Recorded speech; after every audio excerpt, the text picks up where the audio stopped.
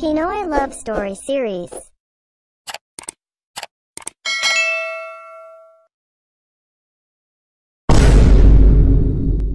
Halos magwala si Giselle nang malaman niya buhat sa kanyang lolo ang plano nitong gawin sa kanya. Kaya pala sa pilitan siyang kinuha noon sa kanyang inang, walang kalaban-laban, maliit pa lamang siya. At ngayon kailangan niyang gawin ang isang bagay na babago sa buhay niya, ang maging pambayad sa pagkakautang nito sa kilalang negosyante sa buong bansa. Walang sinabi ang kanyang pagtutol at pagmamakaawa niya dito dahil buo na umano ang pasya nito at nakatakda na rin ang araw kung kailan iyon magaganap. Natatakpan ang mga mata ni Giselle habang hawak siya ng mahigpit ng 2 tauhan ng kanyang lolo. Rinig na rinig niya mula sa bibig nito na siya ang maging regalo sa anak ng kasosyo nitong kilalang business tycoon. Mariing sinabi ng lolo niya na kailangan niyang gawin iyon dahil iyon umano ang bayad niya sa pagpapakilala nito sa kanya. Baon na ito sa utang at ilang araw na lang din ang palugit ng bangko na ibinibigay nito upang makapagbayad ito ng interest dahil posibleng maririmata iyon pag hindi ito nakapagbayad. Sadyang inayusan pa siya na maging maganda at nakakabighaning babae sa paningin ng sinuman, lalo na kay Court and Carcass. Di na natahimik pa ang kanyang dibdib simula nang pinasok siya sa isang malaking box na may disenyong pangregalo. Talagang binantayan siya ng matanda upang di na siya makatakas pa.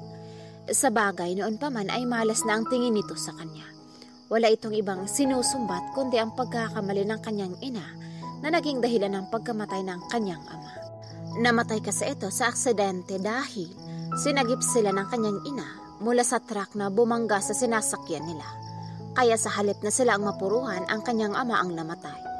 Sa pilitan siyang kinuha nito sa kanyang ina, 7 taon na siya noon, at sa takot ng ina niya na mapahamak ang kanyang buhay, ay di na ito nanlaban pa lalo na nang pinangako ng matanda na magiging maganda ang buhay niya.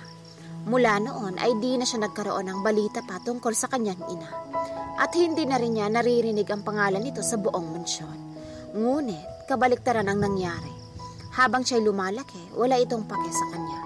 Madalas siyang napagsisigawan. Nakikita lamang siya nito bilang tagalaba, tagalinis ng bahay at tagaluto.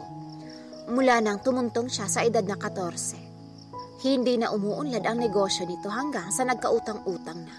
Minsan ay ginusto na niyang tapusin ang sarili pero naalala niya ang lahat ng pangako niya sa kanyang sarili. Hahanapin niya ang kanyang ina pagkatapos niya makapagtapos ng pag-aaral at makapagpatayo ng sariling clothing shop. Kaya dinadaanan lang niya sa iyak tulad ng ginagawa niya ngayon habang nasa loob ng malaking kahon. Parang gusto na lang niyang pigilan ang paghinga niya nang matapos na ang simulang bangungot sa buhay niya. Paulit-ulit na bumabalik sa kanyang isipan ng huling sinabi ng matanda bago pa man siya pinapasok. Binantaan siya nito na huwag siyang magkakamaling tumakas dahil pag ginawa niya iyon, manganganib ang buhay niya sa lalaking nagngangalang Court. Naramdaman niyang umaandar na ang sasakyan. Pilit niyang pinigilan ang mga luhang nagbabadyang tumulo. Dinaan na lamang niya sa dasal ang lahat. Sana nga gabayan siya sa maging kahinatnan niya sa kamay ng makapangyarihang si Mr. Carcass. Di niya alam kung gaano katagal ang kanyang biyahe dahil di niya namalayang nakatulog siya ng matagal. Nagulat pa siya nang maramdamang tila ba inaalog ang box na kinalalagyan niya. May nauulinigan siya mga boses ng puro lalaki. Nanginginig na siya sa sobrang takot pero wala siyang magawa kundi lakasan ang loob sa kabila ng matinding kaba na naramdaman. Ilang saglit pa ay tahimik na ang paligid ngunit bigla na lang may isang malakas na tunog na kanyang narinig kasabay ng pagbukas sa isang parte ng box. Nasilaw siya sa liwanag na nagmumula sa ilaw. Tinanggal niya ang maskarang isinuot sa kanya kanina ng isa sa tauhan ng kanyang lolo at tumambad sa kanyang isang matipunong lalaki na nakasuot ng sando sa panitaas. Nakita niyang kumunot ang noo nito. Takot ang makikita sa kanyang mukha habang nakatayo siya at nakayuko ang kanyang ulo. Di niya kayang salubungin ang mga mata ng lalaki. Magde-18 pa lang siya at di rin siya sanay makipag-usap sa ibang tao lalo na kung lalaki. Kaya tinangka niyang takpan ang kanyang pusod mula sa maiksing sexy tops na suot. Wala ka bang ibang alam gawin? Anito sa kanya sa malamig na boses. Matapos siyang hagurin ng tingin mula ulo hanggang paa. Saka iniwan siya nito na mag-isa sa malawak na silid na iyon. Agad siyang naghagilap na kung anong pwedeng gawing pantakip sa kanyang katawan. Sobrang iksi rin ang kanyang palda na suot. Mabuti na lamang at may nakita siyang kurtina sa bintana. Kaya mabilis niyang kinuha iyon at ginamit pantakip sa katawan. Nilibot niya ang paningin sa buong paligid. Napakagara ng buong lugar at halos mamahalin ang lahat ng kanyang nakikita mula sa mga nakadisplay na mga palamuti ng buong silid hanggang sa lahat ng kagamitang naroon. Hindi niya alam kung ano ang gagawin. Pinahid niya ang butil ng pawis sa kanyang noo. Ang totoo, kanina pa siya pawisan kahit pa sobrang lamig ng silid na kinaroroonan niya. Pakiramdam niya, tuyo na rin ang kanyang lalamunan at nagsimula ng umangal ang gutom niyang tiyan. Maya-maya pa ay nagulantan siya sa sunod-sunod na katok na nagmumula sa pintuan. Nagpanik siya kung saan siya magtatago. Sa huli, umahalokip-kip siya sa isang sofa. Muli na naman siyang kinakabahan. Naalala niya ang nakakatakot na mukha ng lalaki na kilala niya lang sa pangalan. Pero sigurado siya na ang lalaking nakita niya kanina at si Kurt Encarquez ay iisa. Nakita niyang pumasok ang isang may edad na babae. Nakahinga siya ng maluwag at unti-unti ring nawawala ang kabang nararamdaman niya dahil mukha namang mabait ito. Lumabas na siya mula sa gilid ng sofa nang makita niya ngumiti ito sa kanya sabay abot ng pares ng damit na para umano sa kanya. Nagmamadali siyang kinuha iyon at nagpasalamat siya sa alin na nagpakilalang Adele. Agad siyang nagpalit ng damit. Noong una ay nahiya pa siya sa Ale pero nang sabihin itong pareho naman silang babae ay di na siya nagdalawang isip pa na magpalit sa harap nito. Pagkatapos magbihis, ay tinanong siya nito kung ano ang kanyang gusto. Nahihiya man pero mukhang narinig yata ng Ali ang tunog ng kumakalam niyang sikmura. Kaya pasemple na lang ito ang umiti at sinabihan siyang sumunod dito. Nagulat pa siya nang sa kanyang paglabas ng pintuan ay may dalawang lalaking nakatayo at nagbabantay doon. Tunay ngang nakakatakot ang isang Encarquez. Nakita niyang sumunod na sa kanila ang dalawang lalaki at lumabas ng bahay.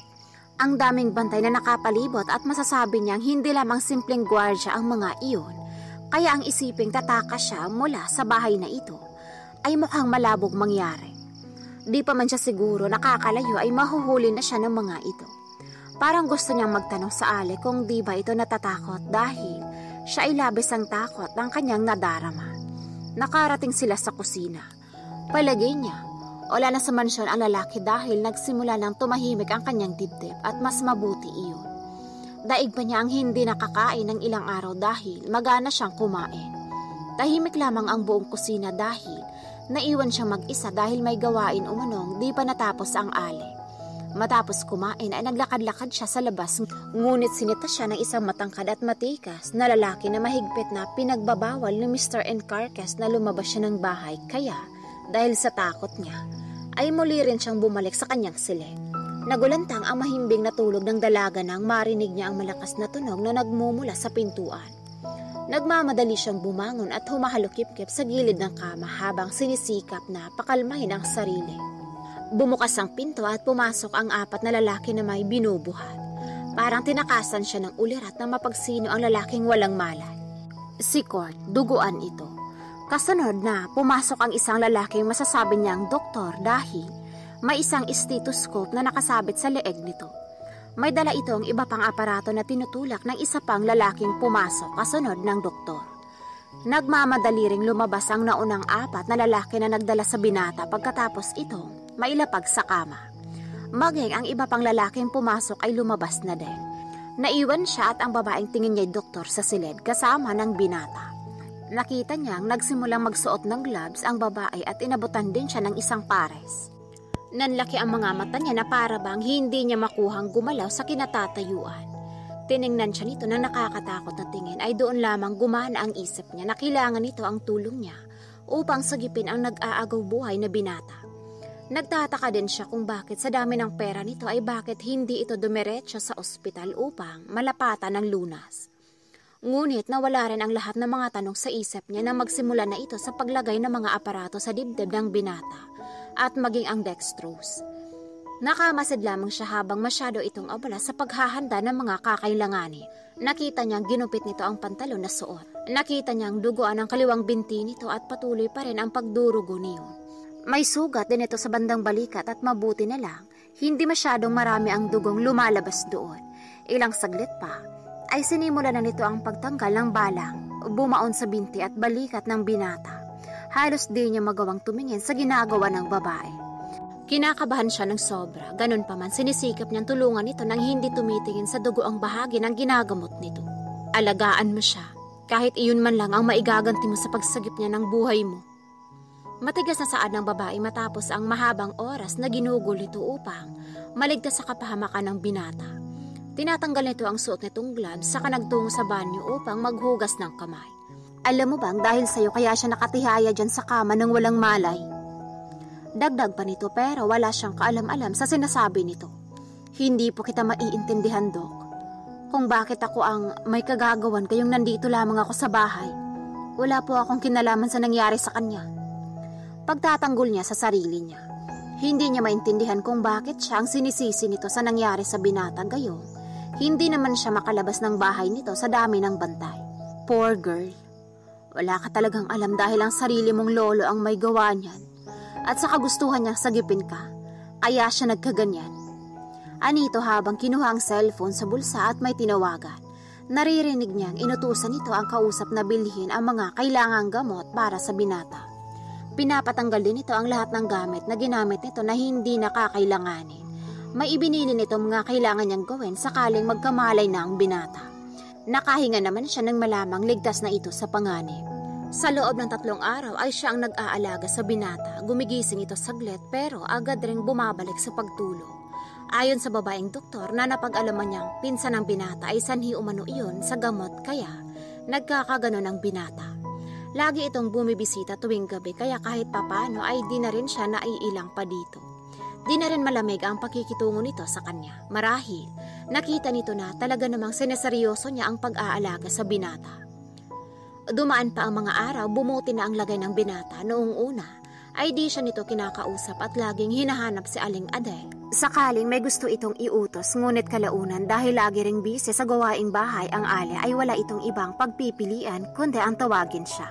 Hanggang sa tuluyan nang inalis ang bendahe sa binti nito at nagsisimula na itong tumatayo ng mag-isa. Pero hindi ito pinapayagan na ihakbang ang mga paa dahil di pa lubos na magaling ang mga sugat nito. Minsan habang naliligo siya ay bigla na lamang siyang nakarinig ng isang malakas na tunog na parabang may bumagsak.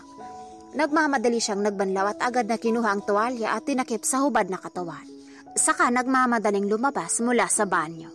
Nakita niyang nakaupo ito sa kama habang nasa sahig ang mga dokumentong kanina lang ay hawak nito. Ang sa isip niya ay baka pinilit itong maglakad o di naman kaya ay nawalan nito ng balanse kaya bumagsak sa sahig. Nakita siya nito at nagtama ang kanilang mga mata. Agad niya itong nilapitan nang makita niyang akmang kukunin nito ang mga dokumentong iyon sa sahig. Tinali niya ng maayos ang tuwalya at isa-isang kinuha ang mga nagkalat na papel at inilapag iyon sa kama malapit sa binata. Nagulat na lamang siya nang bigla nitong hinawakan ng mahigpit ang kanyang kamay at hindi iyon binitiwan sa kahinila siya papalapit sa binata. "Are you seducing me, woman?" Matigas nitong tanong sa kanya habang ang mga tingin nito ay sobrang nakakatakot. Pakiramdam niya ay di niya magawang ibuka ang bibig at lahat ng sasabihin niya ay parang nasa dulo lamang ng kanyang dila. Parang napapaso siya sa init na nagmumula sa mga kamay nito papunta sa kanyang balat. Noon lamang niya naalala ang tanging tuwalya lamang ang tanging takip sa hubad niyang katawan. Napaatras siya sabay hawak ng mahigpit sa tuwalyang suot. Mahigpit pa rin ang pagkakahawak ng binata sa kanyang mga kamay. Naningkit ang mga mata nito habang hinahagod siya ng tingin mula ulo hanggang paa at tuminto iyon sa kanyang pisngi. Di niya maintindihan ang kabang bumabangon sa puso niya habang ang bultaheng dumadaloy sa kanyang katawan ay para bang lalong lumalakas na animoy kinokuryente ang kanyang buong katawan. Hindi po sir, sadyang natatakot lang ako nang makarinig ako ng malakas na tunog. Akala ko po kasi na paano na po kayo. Sa wakas ay nasabi niya rin ang kanina pa niya gustong sabihin dito sa kabila ng pagkabulol ng kanyang boses. Nakita niyang tila humupa ang galit sa mukha nito at tila ba bumalik sa pagiging seryoso. Sa loob-loob niya sana naman magbago rin ang isip nito at pakawala na ang kanyang kamay. Hinila niya ang kanyang kamay. Laking pasasalamat niya at hindi na iyon hinigpitan pa ang binata ang pagkakahawa. Nagmamadali siyang bumalik sa banyo. Sunod-sunod na buntong hininga ang ginawa niya nang makapasok na siya sa loob. Napasandal siya sa pintuan habang hawak ng isang kamay ang kanyang dibdib. Makalipas ang ilang minuto, nakahiga na ito sa kama habang nakapikit ang mga mata. Palagay niya ay natutulog ito dahil mukha namang payapa ang paggalaw ng dibdib habang humihinga. Nilapitan niya ito at kinuha ang isang unan upang ilagay iyon sa ilalim ng binteng may sugat. Nakatulog na nga ang binata dahil di niya ito nakitang gumalaw o tumutol sa ginagawa niya. Pagkuhay, kinumutan niya ito at lumabas na siya ng silid. Pagkatapos, ipinagluluto niya ito ng sopas na mabisang gamot para agarang pagaling ng sugat nito. Narinig ni Kurt ang dahan-dahang pagsara ng pintuan, hudyat iyon na lumabas na nga ang babae. Hindi niya lubos maisip kung paano siya humantong sa sitwasyon niya ngayon. Lubog sa utang sa bangko ang pamilya ni Giselle at isang paraan ang inalok ng matanda sa kanyang ama, ang nag-iisang apo nito na babae kapalit ng babayaran ng kanyang pamilya ang kalahating utang sa bangko upang di tuluyang magsara ang nalulugi nitong kumpanya. Parang nagkaroon siya ng interes sa sinabi ng kanyang ama. Sinong lolo ang kakayaning maging pamalit ang sariling apo sa isang bagay dahil sa pansariling interest? Ayon sa kanyang ama, iyon na lang din ang natitirang paraan upang mabayaran umano ng mga ito ang malaking pagkakautang ng mga ito sa kanilang pamilya. Lihim niya ang pinaimbestigahan ng tungkol sa babae. Maganda naman ito at simpleng babae pero walang-wala ito sa kalingkingan ng mga naging babae niya. Pero ipinagtataka niya kung bakit nag-aaral ito sa isang pipitsuging paaralan, marahil ay dahil na rin sa palubog na ang kumpanya ng lolo nito. Kaya minarapat itong hindi na maging pabigat pa. Ganun pa man, napag-alaman din niya na hindi ito naging involved sa mga event na may kaugnayan sa kumpanya ng pamilya nito. Lalo na nang malaman niyang hindi umano ito binibigyan ng halaga ng matanda. Kaya naman pala napakadali lamang nitong magpasya. Wala itong pakialam sa sariling kadugo. Ayon sa kanyang abogado, perfect material ang babae upang bigyan siya ng tagapagmana dahil hindi na umano makakapaghintay pa ng matagal ang kanyang lola Hilda na ngayon ay may karamdaman na makita ang magiging great-grandson umano nito. Kaya naman labis ang tuwa ng matanda na pumayag siya. Nang araw ding iyon ay nagsimula ang palitan ng regalo ng 2 panig. Neregalo niya kay Mr. Lau, lolo ng babae, ang katibayan na bayad ang kalahating pagkakautang ng mga ito sa bangko. Iyon din ang araw na unang dumating ang babae sa bahay niya. Talagang nasa loob ito ng malaking regalo, ngunit wala siyang nararamdamang kakaiba sa babae nang buksan niya ang malaking kahon. Tumambad sa kanya ang takot na babae na halos hindi makuhang gumalaw sa kinatatayuan. Pagkaawa ang una niyang naramdaman kahit papilit niyang kinokontra ang pakiramdam na iyon. Nasanay siya ang binibigyan ng atensyon ng sinumang babaeng may malaking pagkakagusto sa kanya. Kulang na lang ay lumuhod ang mga ito sa harapan niya upang bigyan niya ng pansin. Iyon ang epekto niya sa mga babae, kaya nagtataka siya kung bakit ibang-iba ang babaeng ito na para bang isa siyang nakakatakot na nilalang dahil sa sobrang takot na makikita sa mukha nito. Kaya inis na iniwan niya ito at nagpapalipas ng gabi kay Carla, ang babaeng kayang ibigay ang lahat ng pangangailangan niya bilang lalaki. Wala itong ibang hangad kundi ang makasama siya sa kama. Walang level ang kanilang relasyon at wala din naman siyang balak na seryosohin ito.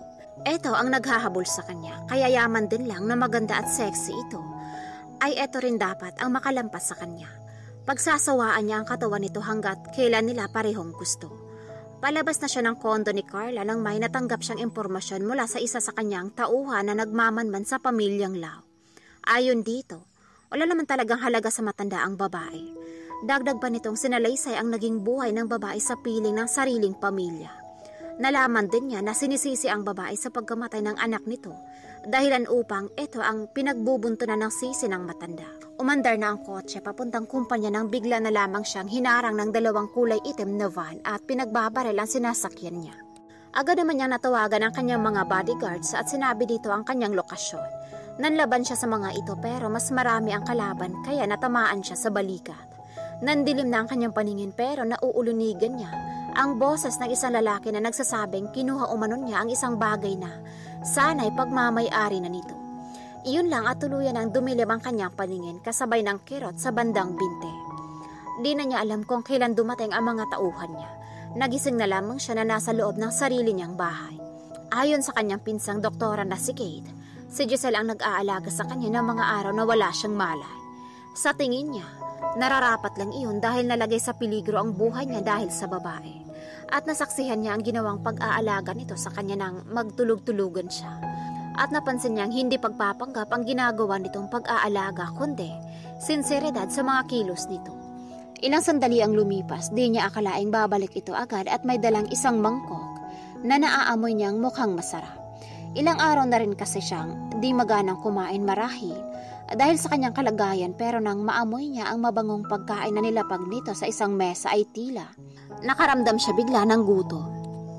Tinulungan siya nito makaupo ng maayos sa kama dahil masakit pa rin ang kanyang balikat at di pa rin niya nagagawang kumain ng mag-isa. Ngumiti ito sa kanya at saka tahimik na sinubuan siya ng pagkain. Ang sarap ng amoy ngunit kabaliktaran ang lasa ng pagkain kaya halos di niya malunok nang malasahan niya iyon. Nakuha yata nito ang gusto niyang sabihin sa pamamagitan ng kanyang mukha at agad niya rin namang narinig ang paliwanag nito. Nakahinga naman siya ng maluwag, nakikita niya sa mga mata nito na nagsasabi ito ng totoo. Kaya sa halip na magreklamo ay tahimik na lamang siyang kumakain sa bawat subo nito sa kanya. Gusto na rin niyang gumaling ng tuluyan. Masyado na siyang nababagot dito sa bahay kaya gusto na niyang makabalik sa kumpanya. Tinatrabaho na rin ng mga tauhan niya ang may pakananang nangyari sa kanya at sisiguraduhin niyang mabubulok sa bilangguan ang may gawa niyon. Habang tumatagal ay lalong nakikilala ni Kurt ang dalaga. Ito ang nagsilbing tagapag-alaga at tagasilbi niya. Tulad ngayon na nasa hardin, tulak-tulak nito ang kanyang wheelchair. Ngunit isang panauhin ang biglang dumating. Ang Lula Hilda niya na hindi man lang nag-abisong darating. Nadatnan tuloy silang dalawa ni Giselle na magkasama. Naiinis siya na di niya magawang makipagtalo dito dahil makapangyarihan ang mga salita ng kanyang Lola Hilda. Halos pagtaasan niya ng kilay ang dalaga nang marinig niya ang mga papuri ng matanda dito. Mukhang nagustuhan nito ang babae na inakala yata nitong maging asawa niya dahil alagang-alaga umano siya nito at higit sa lahat marunong rumespeto sa matanda. Dagdag pa nito na huwag umanong mahihiya ang dalaga na magsumbong dito sakaling may ginawa itong kalokohan o ng babae. Nakita niyang tango lamang ang mga naging tugon ng dalaga sa kabila ng pamumutla na halatang kinakabahan. Kalaunan ay naging masinsinan ang pag-uusap nilang tatlo ng sambitin nito nang pinanabikan nitong apo. Mabilis na yumuko si Giselle at biglang pinamulahan ng pisngi. Di rin ito makatingin ng diretsyo sa kanya. Di iyon nakaligtas sa matanda kaya muli na naman siyang sinita nito. Sa harap ng dalaga sinabi nitong wala silang dapat palampasan na panahon lalo at nalalabi na umano ang mga araw na itatagal nito sa mundo. Nag-angat ng tingin ang dalaga at tumingin sa kanya na wara ay nagtatanong ang mga mata. At para makaligtas sa matanda ay hinila niya ang mga kamay ng dalaga at hinapit ito sa bewang. Grandma Hilda, wag mo naman kaming masyadong madaliin, di ba darling? Look Grandma Hilda, hindi pa ako magaling, kaya di pa namin magagawa ang magiging apo niyo. Napapitlag ito nang maramdaman ang pagpisal ng kamay niya sa bewang at labis ang pamumula ng buong pisngi. Just tell me na Giselle na binubuli ka ng lalaking to. Huwag kang matatakot na magsumbong sa akin dahil malilintikan talaga to sa akin. Anito na talagang seryoso ang mukha ng matanda. Nakita niyang tila nataranta ang dalaga at parang nahihirapang sagutin ang ilan pang mga tanong ng matanda. Hindi naman po, Grandma Hilda. Mabait po si Kurt sa akin. Nagkautal-utal nitong sagot. Ewan ba niya kung bakit pakiramdam niya tila hirap na hirap itong sambitin ang pangalan niya. Pinandilatan niya ito ng tingin na para bang nagsasabing ayusin niya ang pagsagot. Ilang sandali pa ay tila naging maganda na ang pakikipag-usap ng dalaga sa kanyang Lola Hilda, bagay na nakahinga siya ng maluwag. Nararamdaman niyang magaan ang loob nito kay Giselle di tulad ng mga babaeng pinakilala niya dito. At mas mabuti iyon, di na niya kailangan pang kumbinsihin ito na magustuhan ng dalaga. Ayaw muna niyang malaman ito ang buong katotohanan sa kanilang dalawa. Ang totoo magaan naman ang loob niya sa dalaga marahil dahil inaalagaan siya nito at lagi niyang nakakasama kaya siguro ganon. Nang minsang nakita niya itong lumabas ng banyo na tanging tuwalya lamang ang suot dahil sa pagkataranta nito kung napaano siya, pero sa kaloob-looban niya ay malaking epekto iyon sa kanya bilang lalaki. Lalo na nang nagkadikit ang kanilang mga balat. Alam niyang may nabubuhay na init sa kanyang pagkalalaki na ikinagulat din niya.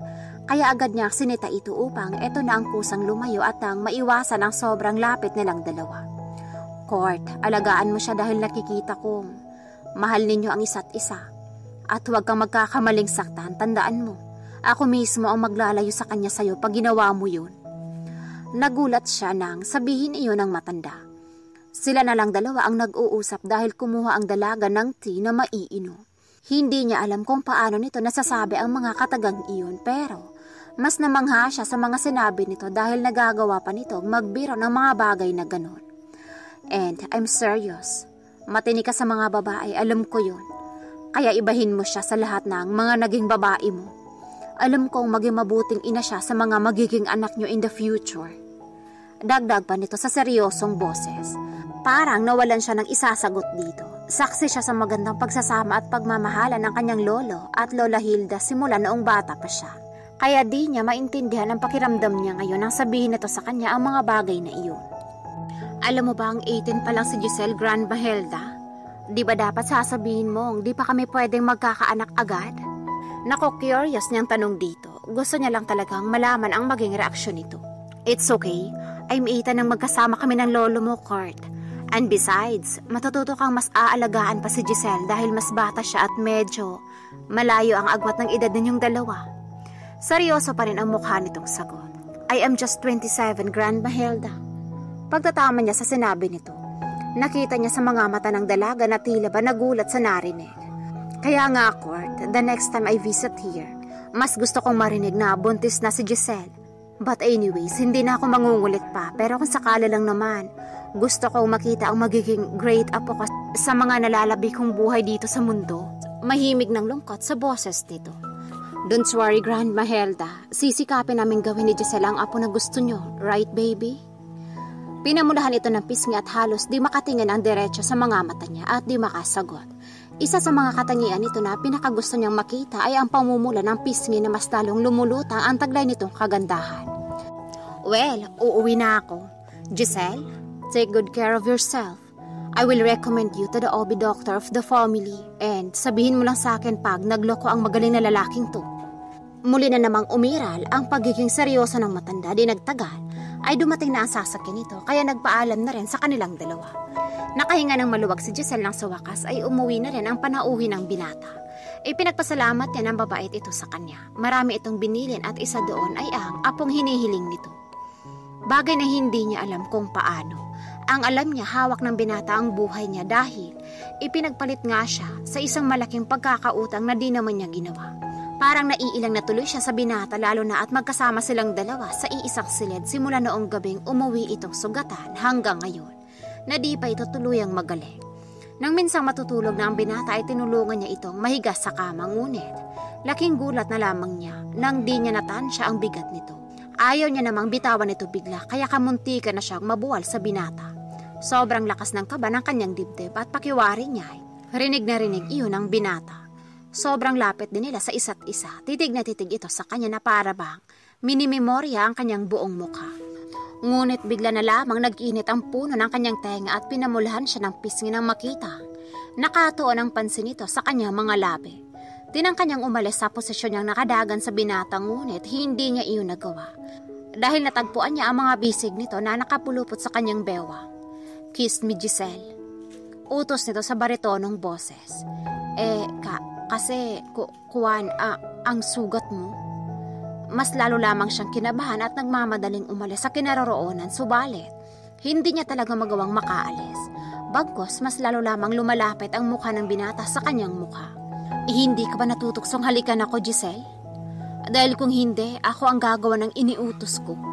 Pagkasabi niyon ay bigla na lamang sinakop nito ang pang-ibabang labi niya at halos naging tuod siya sa pagkagulat. Di ka ba marunong humalik? Para kang tuod? Bulalas nito.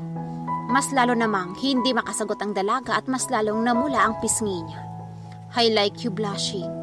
Pabulong nitong sabi sa kanya at muling inangkin ang kanyang mga labi hanggang sa di nagtagal ay nararamdaman niyang unti-unti na siyang natututo. Tugunin ang mga halik nito na para bang nakakabaliw. Ngunit ilang saglit lang ay biglang sumagi na naman sa isip niya na hindi pa ito tuluyang magaling. Baka mapano ito at baka magdurugo pa ang mga sugat. Inilayo niya ang mukha mula sa binata, nakita niyang kumunot ang noo nito. Kaya nagpaliwanag siya.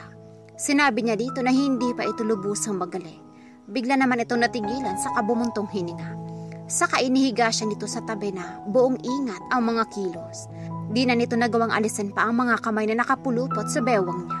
Nanatili siyang nakaharap sa binata habang yakap nito hanggang sa tuluyang dalawin ng antok. Kanina nakatitig si Kurt sa maamong mukha ng dalaga. Payapa ito natutulog, di niya sukat akalain na sa likod ng pagiging tahimik nito ay ang kwentong buhay na walang sinumang mag-aakalang naranasan nito iyon. Sa pagdaan ng mga araw na nakakasama niya ito, mas lalo lamang napagtanto niya sa sarili na hindi ito mahirap mahalin. Kaya na matukso siyang halikan ang mga labi nito kagabi, alam niyang siya ang unang halik nito.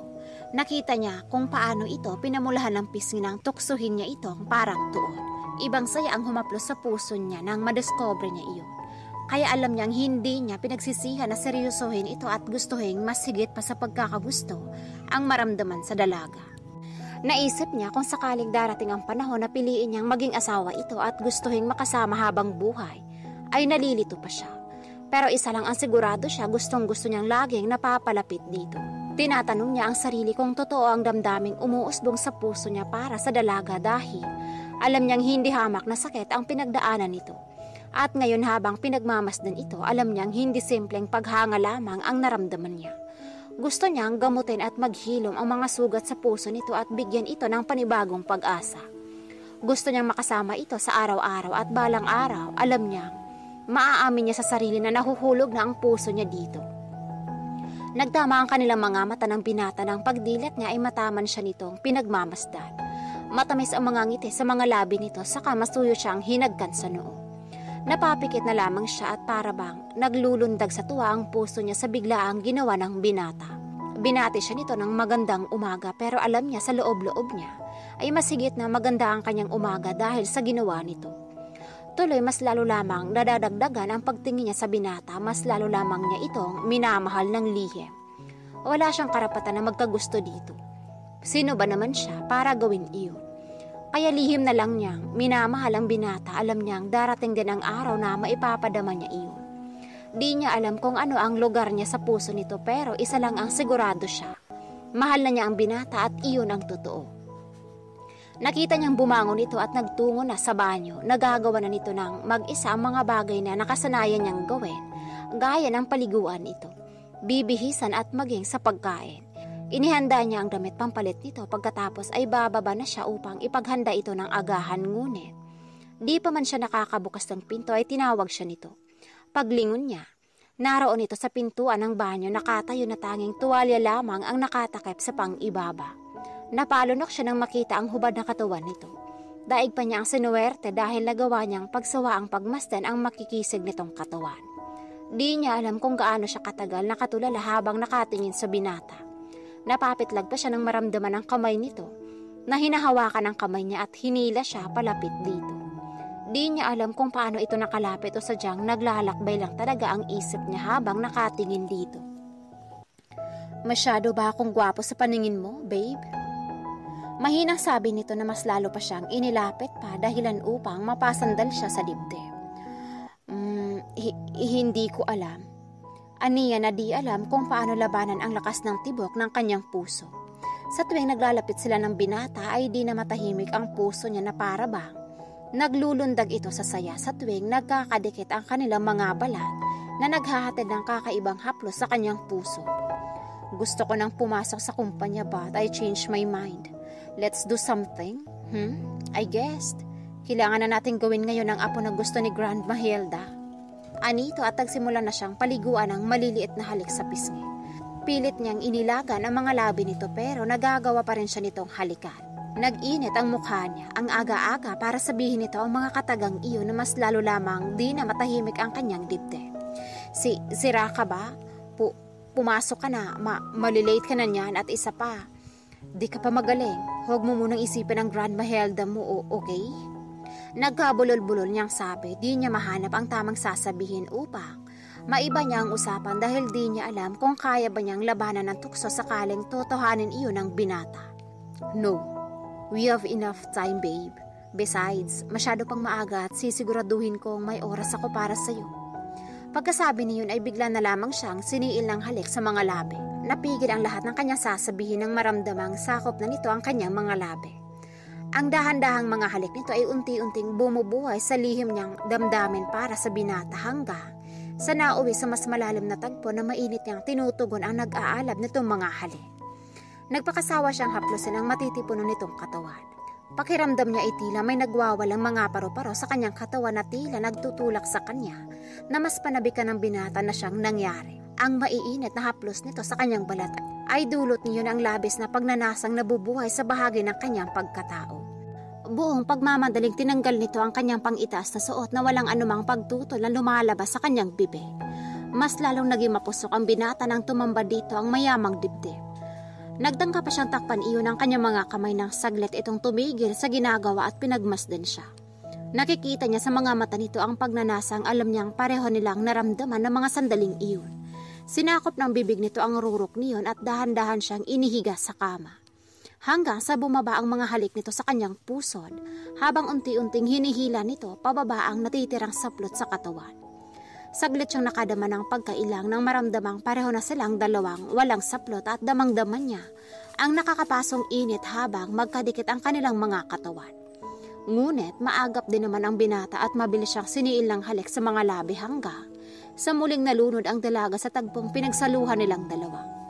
Tuluyan na niyang inalis sa isip ang lahat ng agam-agam at buong pusong inihanda ang sarili na ipinagkaloob sa binata ang isang bagay na pinakaiingatan niya. Natigilan si Kurt nang matuklasan niyang siya ang unang karanasan ng dalaga at mas lalong sumidhi pa ang naramdaman niya para dito. Alam niyang pilit nitong kinakaya ang sakit dulot ang unang pag-angkin niya dito. Kagat nito ang pang-ibabang labi at di niya iyon kayang tiisin. Maagap niya itong siniil ng halik sa mga labi hanggang sa dinaglaon. Ang parehong pananabik at nararamdaman sa isa't isa ay tuluyang ganap ng mag-isa ang kanilang mga katawan. Sabay sa ritmo ng kanilang mga puso at sa bawat paggalaw ng binata ay langit ang katumbas na kapwa nila nadama. Wala na sa kama si Kurt nang magising ang dalaga. Saksi ang buong silid sa namagitan nilang dalawa ng binata. Hindi niya tuloy mawaglit sa isipan ang mga haplos at mga halik nito. Bumangon siya at humakbang papuntang banyo ngunit halos di niya maihakbang ng maayos ang mga paa. Medyo masakit ang maselang bahagi ng kanyang katawan. Ang binata ang una niyang karanasan at hindi niya pinagsisisihan ang kanyang naging pasya. Lalo't alam niya sa sarili niya na mahal na niya ito. Pagpasok niya sa loob ay nanlumo siya sa dami ng kiss marks na nasa kanyang katawan. Lalo na ang sa bahaging lieg pababa sa kanyang dibdib. Pinamulahan siya ng pisngi. Tandang-tanda niya kung paano siya nagpakabaliw sa binata at higit sa lahat, kung paano naging mas mainit ang sandaling magkasama silang dalawa. Maya-maya pa ay nagsimula na siyang maligo. Makalipas ang ilang sandali ay lumabas na siya ng banyo at nagsimulang magligpit ng kama. Nakita niya ang marka ng dugo sa sapin kaya nagmamadali siyang inalis iyon at pinalitan ng bago. Sa kanilaban iyon, nakakahiya namang ang katulong pa ang maglalaban iyon. Pababa na siya ng hagdan upang kumain nang biglang dumating ang sasakyan ng binata. Di niya maintindihan kung bakit nasasabik siyang makita ito at sobrang lakas ng kabog ng dibdib niya. Nakita niyang lumabas ang driver at talagang nagtiyaga siyang maghintay na lumabas ang binata ngunit wala. Ni anino nito ay hindi dumating. Pumasok ng bahay ang driver, may dala itong isang maliit na kahon at iniabot sa kanya. Pinabibigay umano iyon ng binata. Nalungkot man siya pero saglit lamang iyon nang marinig ang sinabi ng driver. Excited niyang tinanggap iyon at nagpasalamat dito. Naupo siya sa sofa at buong pagmamadaling binuksan ang maliit na box. Tumambad sa kanyang isang mamahaling cellphone. Pagbukas pa lang niya, ay tumambad ang gwapong mukha ng binata. Ilang saglit pa ay may biglang tumawag. At parang alam na ng puso niya kung sino dahil sa lakas ng tambol na nagsimulang dumadagundong sa kanyang dibdib. Halos di pa niya mabigkas ng maayos ang pangalan nito nang sinagot niya ang tawag at di siya nagkakamali. Ang binata nga ang tumatawag. Ang baritonong boses nito na nagtatanong kung kumain na ba siya ang bumungad sa kanya. Sobrang saya niya na halos abote nga ang kanyang ngiti. Saglit pa lang silang nag-uusap nang maulinigan niya ang boses ng isang babae. Natigilan siya. Pakiramdam niya kasi parang ibang-iba sa kanyang pandinig ang pagkakabigkas ng pangalan nito ng binata. Tinapos din agad ang binata ang tawag at sinabihan na lamang siya na hihintay na lang niya ang pagdating nito. Kanina pa siya natutulala habang ang isip ay naglalakbay at hindi na nawala pa ang boses ng babae. Pero ganoon pa man, hindi niya dapat maramdaman iyon. Kaya pilit niyang pinapagalitan ang sarili na wala siyang karapatan na makaramdam ng anumang panibugho para sa binata dahil Bago pa man siya dumating sa bahay na ito ay malinaw pa sa sinag ng araw na regalo lamang siya sa lalaki. At kahit papakiwarin niya may bahagi sa puso niya na tila ba nasasaktan ay kinikimkim na lang din niya sa kanyang sarili. Hindi siya dapat umasa sa salita ng Lola Hilda nito. Iyon marahil lang sa isip pero pilit niyang sinisiksik sa kanyang isipan na hindi siya aasa sa anumang mga salitang narinig niya sa harap ng matanda. Nawalan siya ng ganang kumain kaya pumanhik na lamang siya sa kwarto at nagkulong doon hanggang sa gumabi. Di siya nakaramdam ng gutom. May bahagi sa puso niya na hinihintay ang pagdating ng binata. Naiinis na siya sa kanyang sarili kung bakit siya nagkakaganito kaya hanggang sa nakaidlip siya nang di niya namamalayan. Hating gabi nang magising siya sa tunog ng kanyang cellphone. Ang binata ang tumatawag, maagap naman niya sinagot ito. Sinabi nitong hindi ito makakauwi dahil may biglaang meeting itong dinadaluhan kaya huwag na umano itong hintayin pa. Mabilis lamang at naputol na ang linya. Bumuntong hiningan na lang siya saka muling nagbalik sa pagtulog. 2 araw ang nakalipas at di pa rin dumarating ang hinihintay na binata. Nagulat pa siya nang dumating ang driver ng Lola Hilda ng binata. Pinasusundo umano siya nito upang higit pa siyang makilala nito. Kinakabahan man sa narinig ay wala din naman siyang nagawa pa dahil wala rin naman siyang gagawin, mababagot lamang siya sa bahay. Naghanda siya ng ilang mga damit saka sumakay na sa kotse. Hindi na nagparamdam pa ang binata ni mag-text man lang. Kaya sinikap niyang ibaling ang atensyon sa pagbababad sa social media. Isang post ang nabasa niya na pumukaw sa kanyang interest. Hilig niya ang magdisenyo ng mga fashionable na damit. Di niya lang nasisimulan iyon dahil di rin naman kalakihan ang natatabi niyang pera noong nasa poder pa siya ng kanyang lolo. Kaya habang nasa biyahe ay naisip niyang ipagpatuloy ang kanyang hilig lalo na at tumigil naman siya sa kanyang pag-aaral. Naalala niya ang isang bank account na binigay ng binata sa kanya noong gabing dumating ang Lola Hilda nito sa bahay. Nakapangalan iyon sa kanya at ni minsan ay di pa niya nagagalaw ang laman niyon. Iyon ang gagamitin niyang puhunan upang masimulan ang pangarap niyang butik. Ibabalik din naman niya ang pera sakaling nagsimula ng mabenta ang kanyang napiling negosyo. Naisip niyang kunin ang kanyang maliit na notebook, doon niya ginagawa ang mga gusto niyang designs at ngayon, mukhang naganahan siyang muling gumuhit ng design na nabuo sa kanyang isipan. Nakatatlong designs ang nagawa niya nang makarating na sila sa malapalasyong bahay ng Grandma Hilda ng binata. Masaya itong sinalubong siya sabay ng isang mahigpit na yakap. Magaan talaga ang loob niya sa matanda marahil ito rin. At dahil wala naman siyang ibang naisip gawin na kasama ito, ay sinamahan na lamang niya ito sa buong maghapon habang dinatapos-tapos ang mga kwento nito sa kanya. Nang bandang hapunan ay di na niya ito nakitang bumaba upang kumain kaya naisip niyang silipin ito sa sarili nitong silid. Hindi nakasara ang pinto kaya tinawag niya ito. Ngunit walang sumasagot kahit pa nakailang tawag na siya sa pangalan ng matanda.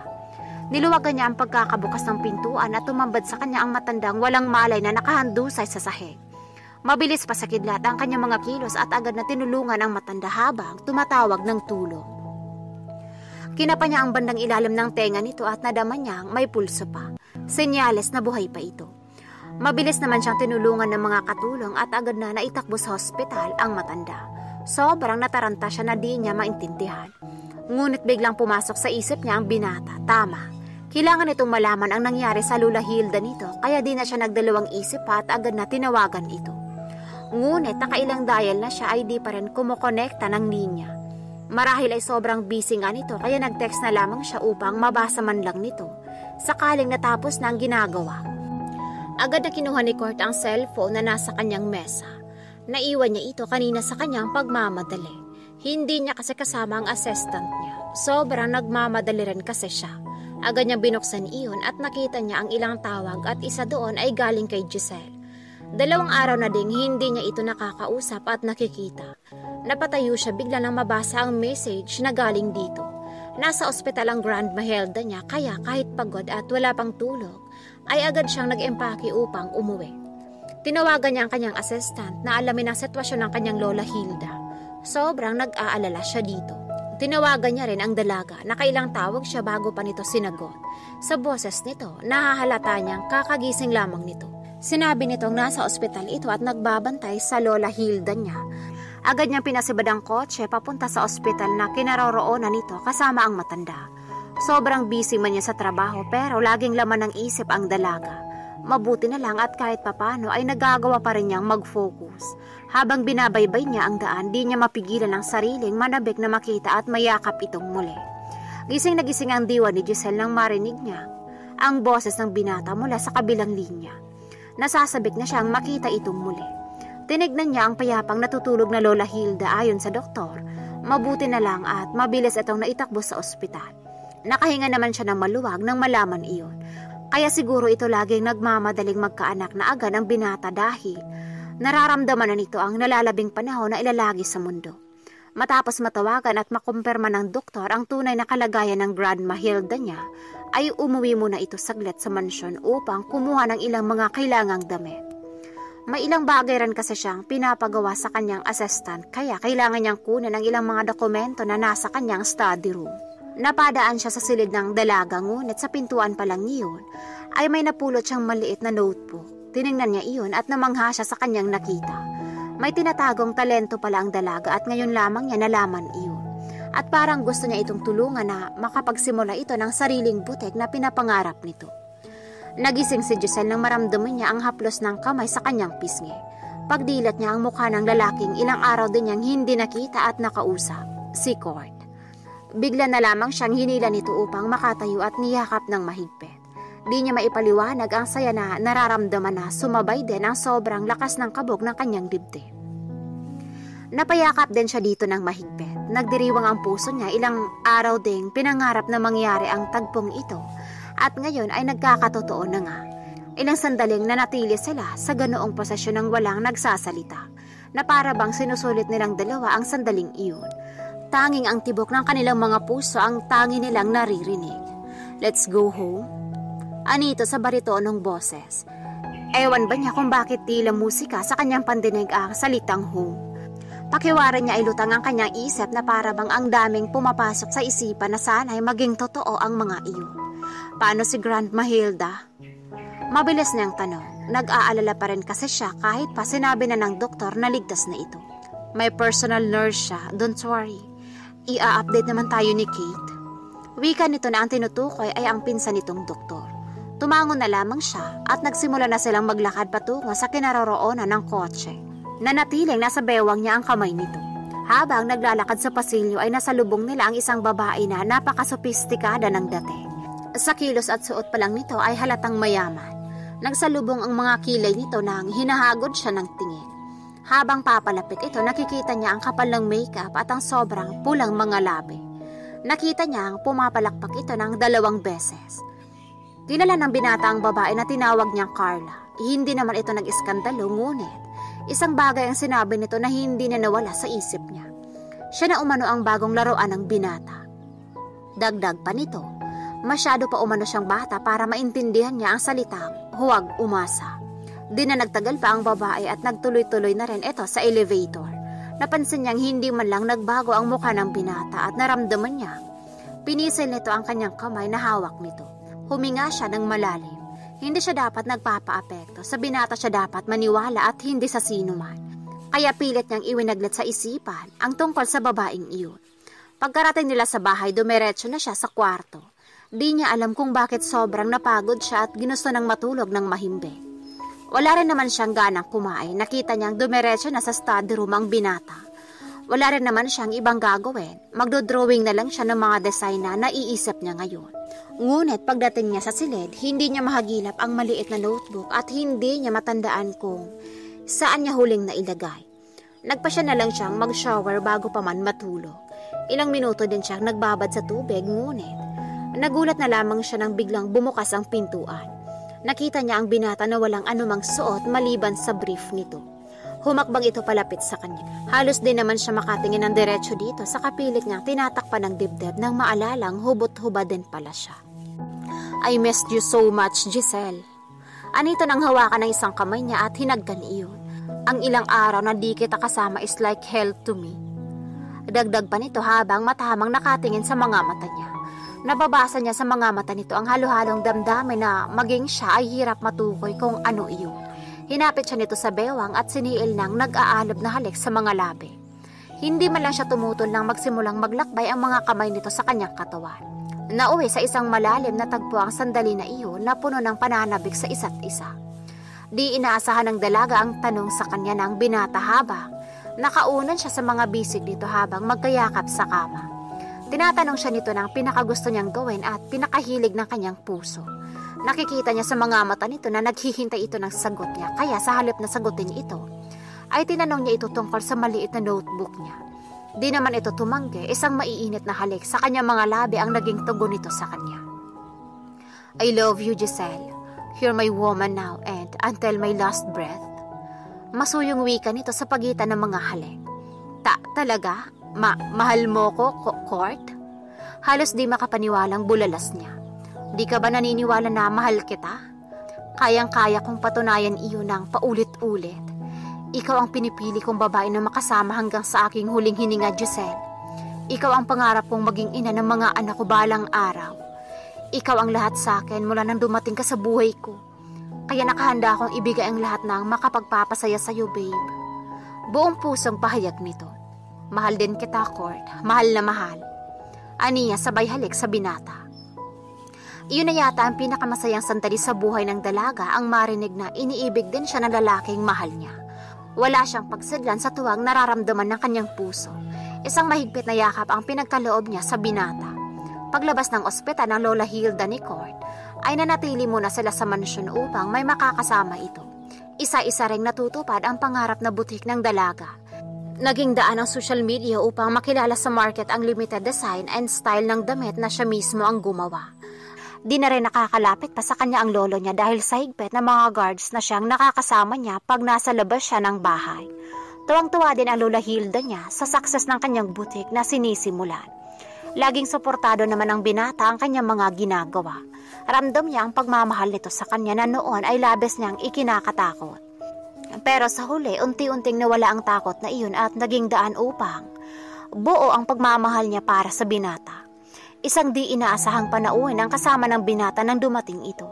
Ang pagkakaalam niya ay galing ito sa isang seminar pero isang babae ang kanya nakita na parabang kilalang-kilala ng kanyang puso, ang kanyang ina. Sinalubong niya ito ng mahigpit na yakap kahit pa ilang taon nang di niya nakita ito. Alam ng puso niya na ito ang nag-iisang taong nagbigay ng buhay sa kanya.